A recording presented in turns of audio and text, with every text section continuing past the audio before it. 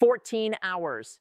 For 14 agonizing, chaotic hours, the most vocal, media-obsessed political machine in the history of the modern world went completely and utterly dark. Not a single tweet, not a leaked memo, not a hastily arranged press briefing to spin the narrative, just a deafening, paralyzing silence echoing out of the White House. And if you understand anything about how global power actually operates, that kind of silence should terrify you, because it means the script broke, it means the performance failed, and it means the people who project absolute dominance to the cameras were just humiliated behind closed doors. What I am about to break down for you is not a standard diplomatic disagreement.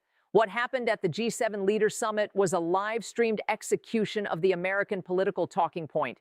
It was the exact moment the unipolar world order fractured, and it wasn't done with a missile, an embargo, or a military blockade. It was done with a bound, 147-page document dropped onto a table in Hiroshima. Every major Allied leader was watching: France, Germany, Japan. They all saw Mark Carney, speaking for a Canada that had finally stopped playing the polite neighbor, sit across from the President of the United States and systematically dismantle American economic leverage using nothing but cold, weaponized data. For years, we have been conditioned to believe that whoever speaks the loudest, whoever dominates the airspace, controls the reality of a negotiation. But what played out in that room proved a terrifying truth about the illusion of power. When raw, unsympathetic mathematics collides with blind political confidence, the confidence bleeds out.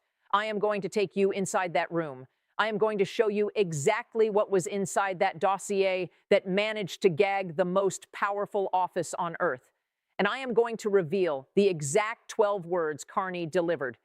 12 quiet, methodical words that completely broke the American delegation and forced the rest of the world to rethink who actually holds the cards in the 21st century. If you care at all about the future of our economy, sit down, pay attention, and do not look away, because the era of the political soundbite just died, and you need to see who pulled the trigger. The room was never meant for an audit. It was meant for a handshake and a photo op.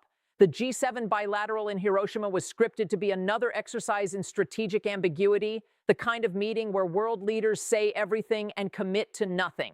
But when Mark Carney sat down at that rectangular table, he didn't bring the standard diplomatic briefing notes. He brought a weapon, a bound, 147-page forensic autopsy of a failing trade war. The President of the United States entered the room with the practiced ease of a man who owns the air he breathes. He was expansive, loud, and confident, delivering his opening remarks like he was narrating a victory lap. He talked about tremendous relationships and fair deals. He performed for the pool cameras, gestured to the flags, and waited for the cameras to be ushered out so the real theater could begin. But the cameras didn't leave, because Carney didn't play his part. He didn't return the smile, and he didn't offer a reciprocal pleasantry. Instead, he looked directly at the president, not the lens, and began a 22-minute clinical assassination.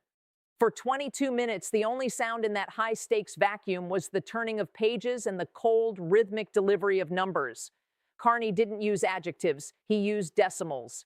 He detailed a 1.7% reduction in American GDP. He cited the $14 billion emergency energy cost hit to U.S. border states. He laid out the $12 billion agricultural bleed where American food processors were effectively subsidizing their own competitors. When the president finally reached for his primary tool, the interruption, he tried to wave the data away. He claimed his numbers were different. He tried to reclaim the floor with a talking point. And that's when Carney did the one thing no one in that room was prepared for. He stopped. He set his pen down. He let the silence stretch for 4 agonizing seconds until the room felt like it was running out of oxygen. And then he delivered the kill shot. 12 words spoken without a hint of malice or heat. I have the numbers. You have the talking points. The room knows. In that moment, the performance didn't just fail. It evaporated. The president's sentence didn't end. It just died. Because you can't out-charisma a balance sheet. And you can't bully an audit. The room didn't just know the numbers were right. They knew that for the first time in years, the most powerful person in the room wasn't the one speaking the loudest. It was the one who had done the work. The shock waves didn't stop at the edges of that rectangular table in Hiroshima. They tore through the adjacent monitoring rooms where the rest of the world's most powerful leaders were watching the live feed in stunned, uncharacteristic silence. This wasn't just a handshake gone wrong, it was a total breakdown of the hierarchy. When the French president turned to the German chancellor and whispered that he had just witnessed a masterclass in preparation, he wasn't just complimenting a colleague. He was acknowledging the death of an era where American confidence alone could dictate global terms. But the most chilling reaction wasn't in the room. It was on the global markets. Within minutes of Carney closing that dossier, the algorithmic traders and the geopolitical analysts realized the gravity of the situation. While the White House was frozen, the rest of the world was taking notes. In Beijing and Moscow, they weren't laughing at the president. They were studying the binder. They saw a blueprint for how a mid-sized power can effectively disarm a superpower by simply being the only person in the room who has done the homework. This is where the Warren Buffett Principle becomes the ultimate warning for 2026. Buffett has spent 7 decades in boardrooms witnessing exactly this dynamic. He has always warned that confidence is a feeling, but preparation is a fact.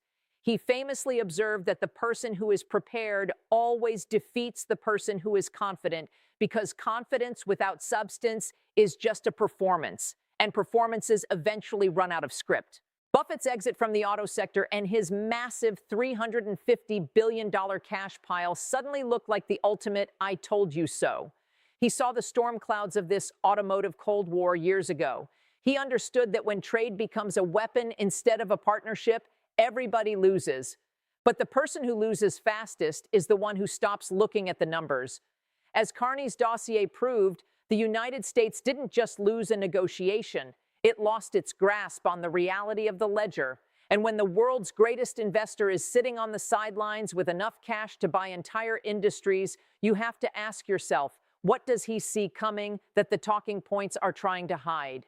By the time the White House finally issued its 17-word boilerplate statement 14 hours later, the damage wasn't just done, it was permanent. You cannot spin a 147-page forensic audit with a single sentence of PR fluff. The ratio of data to rhetoric was so lopsided that the statement itself became a confession of defeat. It proved that when the most powerful office on earth is confronted with the cold, hard reality of its own economic failures, it has no answer. It only has a script. And the script is broken. This is the Flint warning for 2026.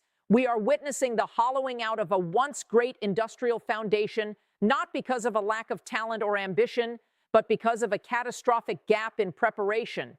The American auto industry, once the pride of the globe, is being treated like a political football, while competitors arrive with dossiers and blueprints for the next 50 years. While the talking points promised a manufacturing renaissance, the numbers in Carney's binder revealed a different reality, a 25% tariff wall that is effectively a tax on every American family, and a supply chain that took 30 years to build being dismantled in 30 minutes for a headline. The domestic fallout has been a 9-point shift in public perception in just 72 hours. It wasn't a partisan shift, it was a realization.